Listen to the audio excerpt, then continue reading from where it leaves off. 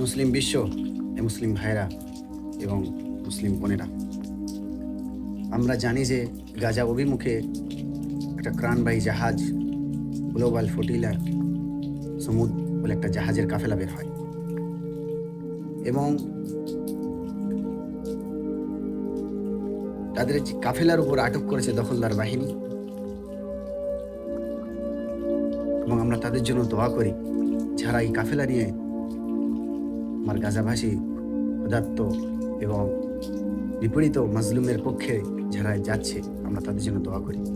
আমরা তো কিছু করতে পারিনি এবং তাদের জন্য আমাদের না কোনো কাজ করছে, আমাদের বিবেক না আমাদের ব্রেন না আমাদের অন্তর, আমরা তাদের জন্য কোনো কাজ করছি না, এবং যারা করছে তাদেরকে যথেষ্টভাবে বাধা দেওয়া হচ্ছে। এবং আমরা চেষ্টা করি তাদের জন্য কথা বলা এবং তাদের জন্য কাজ করা।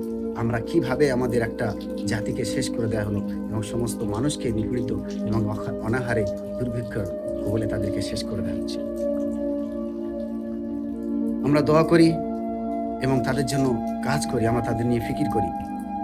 গ্লোবাল ফ্লোটিলা যে সমুদ বলে যে জাহাজের কাফেলা ছিল তাদেরকে আটক করেছে, আমি সেটা তোমাদেরকে দেখাচ্ছি, আমরা সবাই দেখি।